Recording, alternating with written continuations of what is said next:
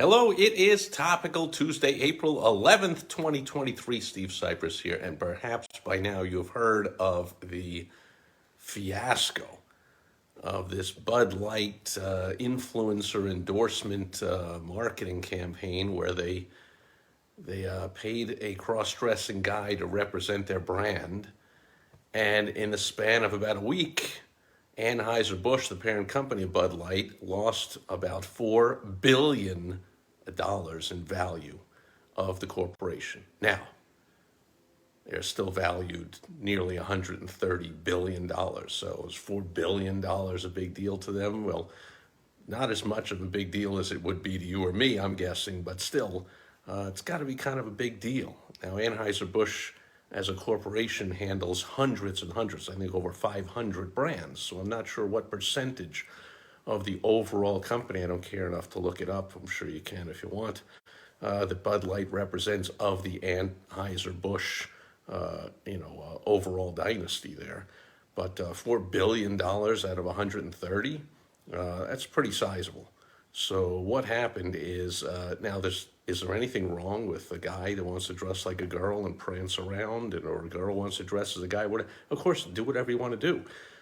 But there's certainly two big marketing business lessons here for all business owners, big or small. You can see big companies can make big, dumb, stupid mistakes. They can just afford it more than small business owners. You probably can't afford to lose even $400,000, $40,000 worth of value in your corporation. Who wants to do that just for doing something stupid? So first business lesson is, and people know me, I'm one of the sayings I'm known for is that if your prospect is everyone, then your customer will be no one.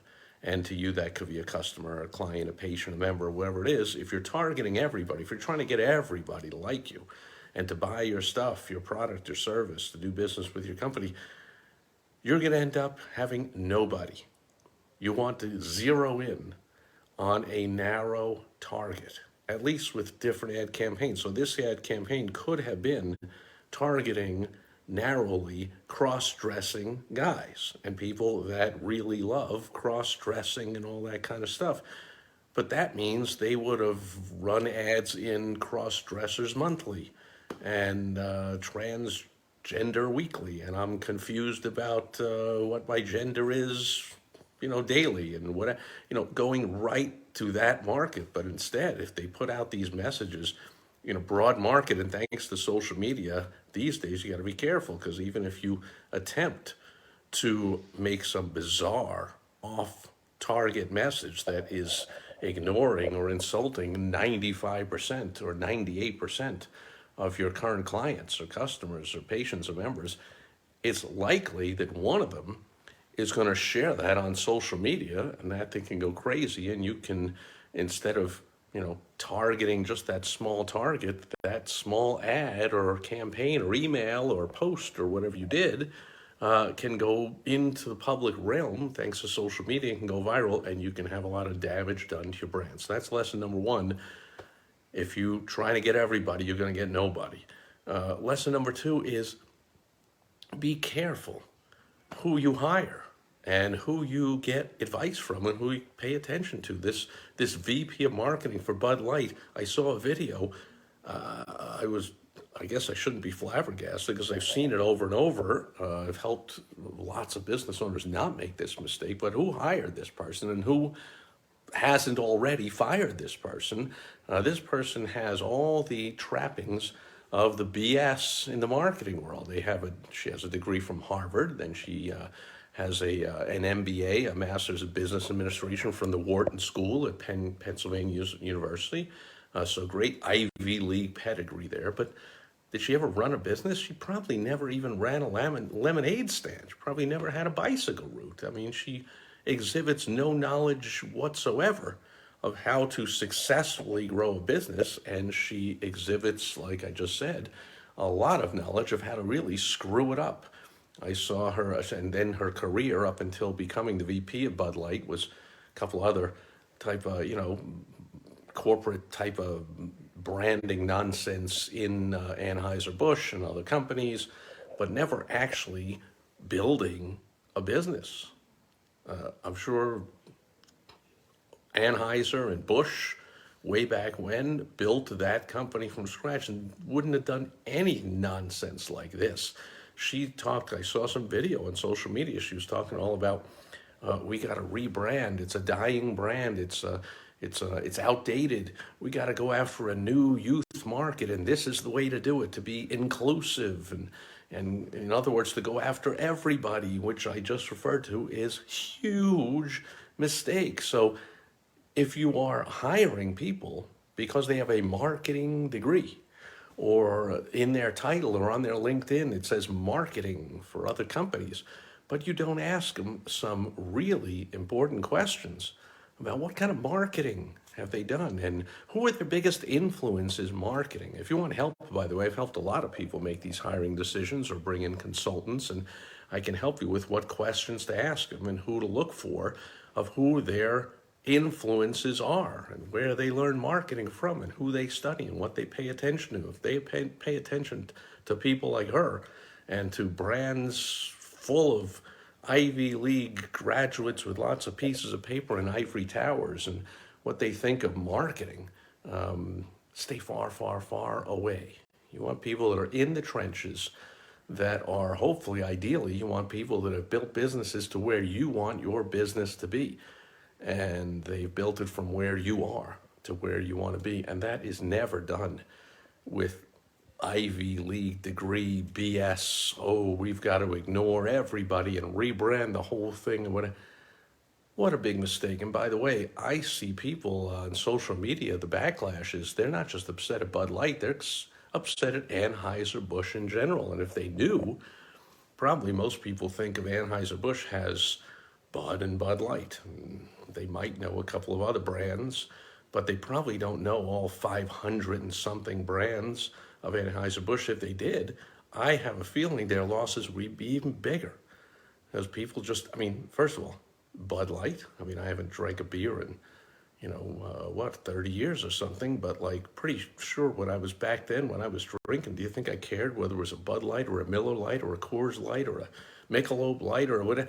They're all the same. It's basically water with a little bit of beer in it. Do you think people are so loyal to Bud Light that they're going to be insulted like this and still say, oh, but I insist on drinking Bud Light because it's really, screw that, or Bud. Let's just go to Miller. Let's just go to Michelob Coors. Let's go to something else. Let's go to orange juice. So understand those two big lessons. Number one, if your prospect is everyone, your customer is going to be no one. Can't go after everybody with some milquetoast inclusive message, big loss. And number two, don't take advice from Ivy League Tower, multiple degree marketing people that don't know really anything about growing a business. And Brett Olaya is here, and Donald Clifford says, I'm sure I could have done better than that. And without knowing anything about you, I am sure you pretty much couldn't have done worse. I would pretty much agree. You could do better than by just putting out more of the same stuff. Just ramping it up. This video, she was like, "Oh, the brand is stale and it's outdated." So update it, but not with someone who is completely out of the norm for your current customers. I'm pretty sure Bud Light drinkers, if I remember Bud Light commercials, they were all about guys playing volleyball on the beach and, young kids having, Bud was all about the big beer-bellied guy in the suspenders and flannel shirt having a beer at the bar. It's Bud time. But Bud Light was all about the younger, more active, they're on the beach having fun. They're active. They're playing volleyball on the beach. They're throwing a frisbee. They're doing whatever.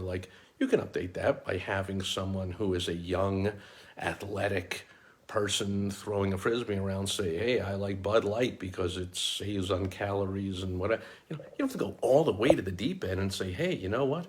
We're ignoring cross-dressing men, that 1% of society that's so mentally deranged and confused, and let's get them to drink. Think about it. If you're going after I've seen businesses do this over and over. I was very close to a business years ago who it was mostly guys that were members of this company, and a CEO, who a female, a woman CEO, bought the company. I remember her looking at me going, look at this. They had a big event, 1,000 people in the room, probably 950 of them were guys. And she was like, oh, what an opportunity. What an opportunity we have if we market to women. Then we could have 2,000 people here next year because we'll have the same 1,000, and let's have 1,000 women also. And she started, she wasn't a client, I didn't really care, but similar mistake you see Anheuser Busch here, going after people that, what are you doing? Why don't you just go after more of exactly the ideal clients you have now? She should have said, let's go after and get another 1,000 of these guys in the room. The guru, the leader of the group, was very coarse, abrasive, rough, masculine, manly guy that attracted men. And as one woman that was in that room, I think she put out a book or a product or a course called Women with Balls. That was who was attracted to this guy. Really tough guys and really tough women, and there are a lot more tough guys than tough women. Sorry, cross-dressing guys on the cans of Bud Light. That's just the way it is. And big mistake. And long story short, that business went under, and she was fired soon after, and company was bought out for pennies on the dollar. And I've seen that mistake over and over. So please, I know you think like this